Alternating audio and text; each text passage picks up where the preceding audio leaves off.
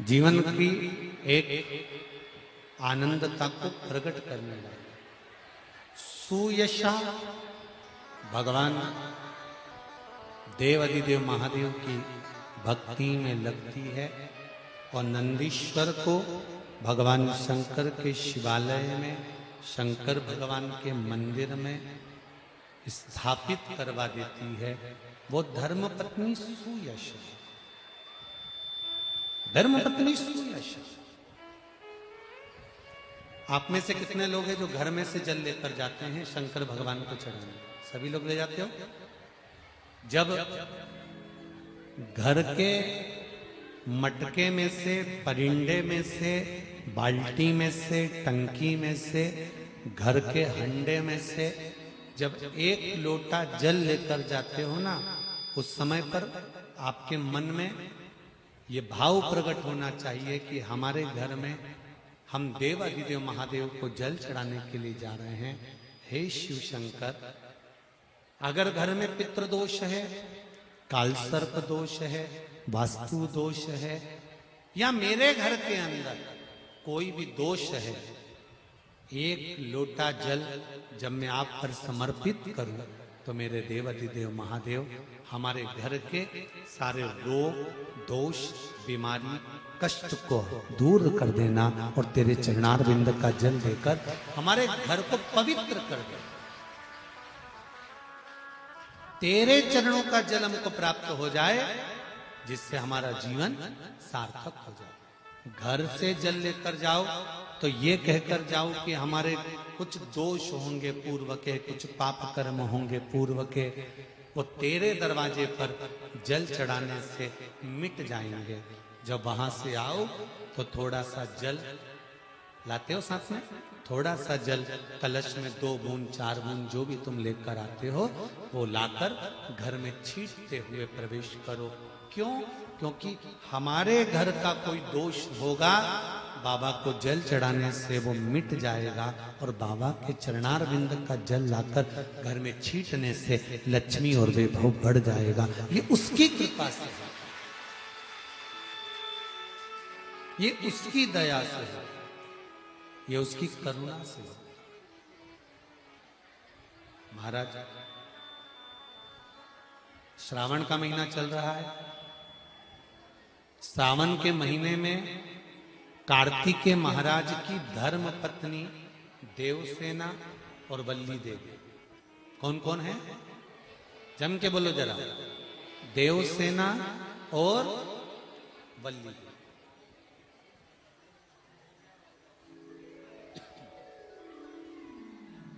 देवसेना और वल्ली देवी ये कार्तिकेय महाराज की 2 धर्म पत्नी है। इन्होंने शंकर भगवान की आराधना कब करी थी? तो कहा जिस समय पर माता पार्वती शंकर भगवान के साथ में चौसर खेलती हैं और चौसर खेलते समय पर शंकर भगवान हार जाते हैं, नीलकंठ पर जाकर बैठ जाते हैं। नीलकंठ पर से भगवान शंकर कार्तिकेय जी से बात करते हैं। भगवान विष्णु स्वयं पासा बनते हैं, रावण निर्णायक बनता है और कार्तिकेय के कहने पर वापिस पुनः शंकर भगवान चौसर खेलने के लिए माता पार्वती के साथ बैठ गए। फिर वापिस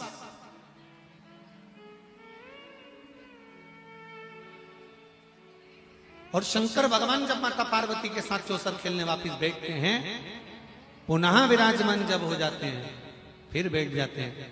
तब पार्वती मैया जब हारती हैं तो पार्वती जी के मन को यह लगता है कि हारने का कारण क्या है।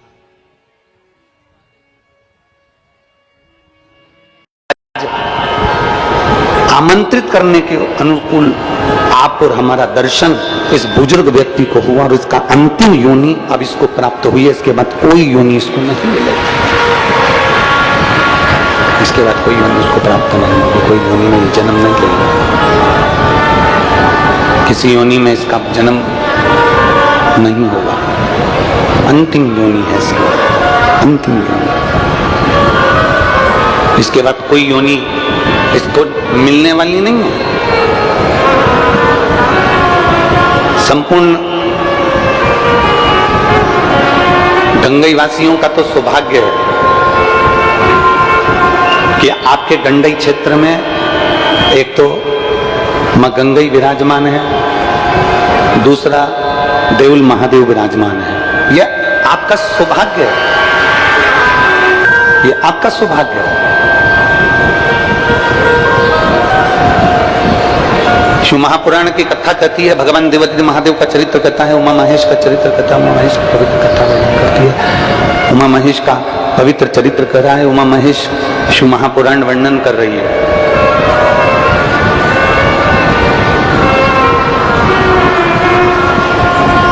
कभी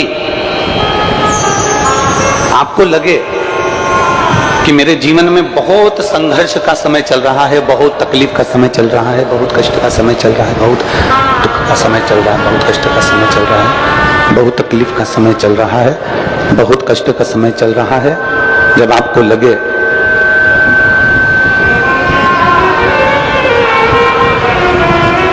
जब आपको महसूस होने लगे कि बहुत कष्ट का समय है, बहुत तकलीफ का समय है, बहुत कष्टप्रद समय चल रहा है, शिव महापुराण की कथा कहती है 2 बेलपत्र,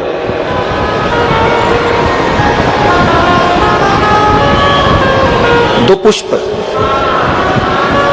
एक बेलपत्र पर श्वेत पुष्प और एक बेलपत्र पर लाल पुष्प। शंभु शरण आशीष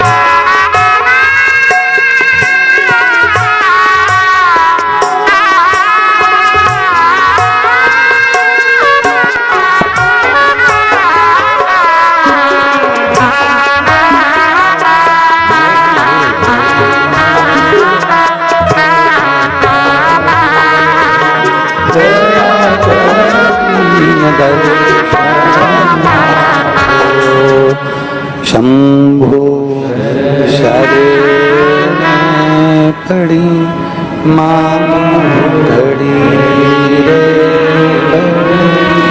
दुख का दया दर्शन। पार्वती जी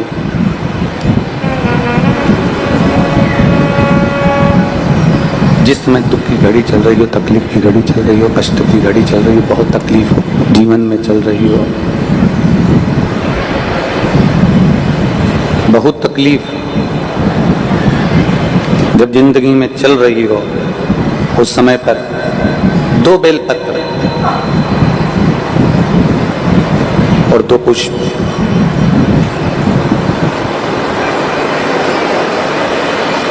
दो बेलपत्र और 2 पुष्प,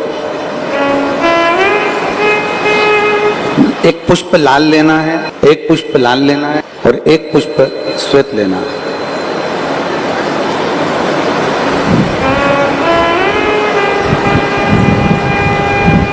जो लाल पुष्प वाला बेलपत्र है उसको अशोक सुंदरी वाली जगह पर समर्पित करना।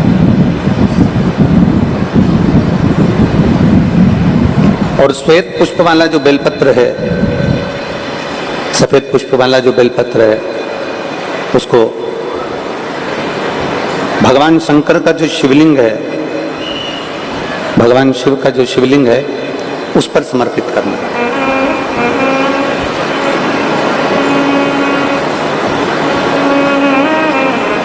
एक जो लाल बेलपत्र, लाल पुष्प का जो बेलपत्र है, लाल पुष्प वाला जो बेलपत्र है, लाल पुष्प का जो बेलपत्र है, वो बेलपत्र अशोक सुंदरी वाली जगह पर, और श्वेत पुष्प का जो बेलपत्र है, वो सफेद पुष्प वाला बेलपत्र भगवान शंकर के शिवलिंग पर समर्पित करो।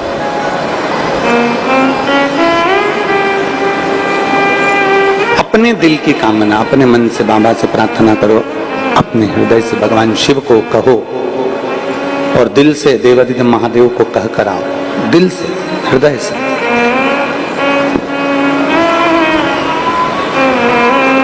जब दिल से बाबा देवादिदेव महादेव से कहोगे, हृदय से भगवान शंकर से प्रार्थना करोगे, तो देवादिदेव महादेव सुनेंगे जरूर। शिव महापुराण की कथा कहती है कि विषम परिस्थिति में, तकलीफ की घड़ी में, विषम परिस्थिति में, तकलीफ की घड़ी में, कष्ट की घड़ी में, विषम परिस्थिति में प्रयास करो कि हम शंकर और पार्वती, शिव और पार्वती को पुकारें। विषम परिस्थिति हम भगवान शंकर और पार्वती जी का स्मरण करें। विषम परिस्थिति में हम देवादिदेव महादेव और माता पार्वती का स्मरण करें। कई लोग कहते हैं कि गुरुजी हम शिव जी को जल चढ़ाते हैं और देवादिदेव महादेव को जल चढ़ाते हैं, तो क्या पार्वती जी को भी जल चढ़ाने जाना पड़ेगा? पार्वती जी को भी जल चढ़ाने के लिए जाना है? शिव महापुराण की कथा कहती है, आप अगर हृदय रखकर जरा ध्यान देंगे, जैसे ये शिवलिंग है, ये जलाधारी है, और अगर आप हृदय रखकर जब हम देवादिदेव महादेव को जल चढ़ाते हैं, शंकर जी को जल चढ़ाते हैं, और वहीं जल चढ़ाते चढ़ाते आप अशोक सुंदरी वाली जगह अर्थात माता पार्वती जी का हस्तकमल और अशोक सुंदरी वाली जगह पर भी अपने जल को थोड़ी सी धार लगा देते हैं, तो शंकर और पार्वती दोनों को ही वो जल समर्पित हो जाता है। वैसे तो शिव महापुराण की कथा यह कहती है कि केवल एक देवादिदेव महादेव को जल चढ़ा देने से, शिव महापुराण की कथा कहती है केवल एक देवादिदेव महादेव को जल समर्पित कर देने से 33 कोटि देवता, चाहे फिर उसमें गणेश जी हो, कार्तिकेय जी हो, जगदम्बा अम्बा हो, चाहे नवग्रह देवता हो, चाहे पंचलोकपाल हो, षोडश मातृका हो, 64 योगनियां हो, सारे देवी देवता उस शंकर भगवान के शिवलिंग में विराजमान हैं। तो शिव महापुराण की कथा कहती है, जब हम एक लोटा जल, जैसे हमने दूसरे दिन की कथा में एक बात कही थी कि अपने पितृदेव, अपने कुल देव, अपने ग्राम देव, अपने स्थान देव, अपने नगर देव, किसी भी देवता का अगर हम स्मरण कर रहे हैं और हमको नहीं मालूम कि हमारा कुल देवता कौन है, हमें नहीं मालूम हमारी कुल देवी कौन है, हमें नहीं मालूम हमारे पितृ कौन है, हमें नहीं मालूम कि हमारे स्थान देवता कौन से हैं, हमें नहीं मालूम कि हमारे खेड़े के देवता कौन से हैं, तो शिव महापुराण की कथा कहती है एक लोटा जल जब हम देवादिदेव महादेव को समर्पित करते हैं तो सारे देवताओं को वो जल प्राप्त हो जाता है और सारे देवता मिलकर हमारा कल्याण कर देते हैं। और मैंने तेरे ही भरोसे बाबा, तेरे ही भरोसे हवा बिच उड़ती जावांगी बाबा, डोर हटो छठी ना में कटी जावांगी भोले। भगवान देवादिदेव महादेव का चरित्र कह रहा है।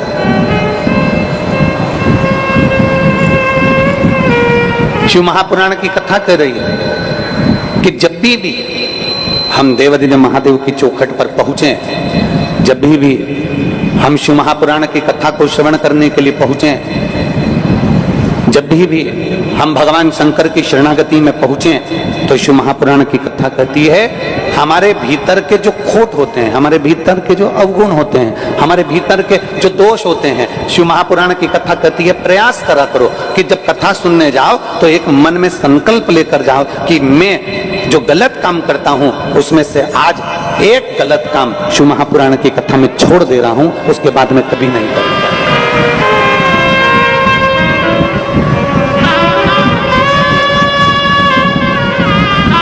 मैं मदिरा का पान करता हूं, आज मैं शिव महापुराण की कथा में से ये संकल्प लेकर जाता हूं कि आज के बाद मैं मदिरा का पान नहीं करूंगा।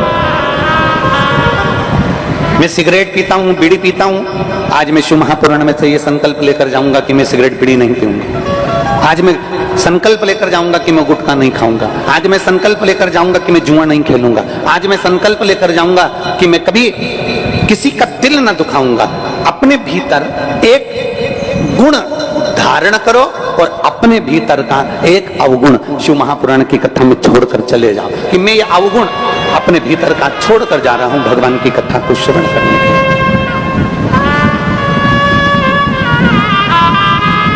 भगवान शिव की कथा श्रवण करने के बाद में मैं ये एक अवगुण छोड़कर जा रहा हूं। अपने भीतर मैं भगवान का विरल भक्ति को धारण करूंगा।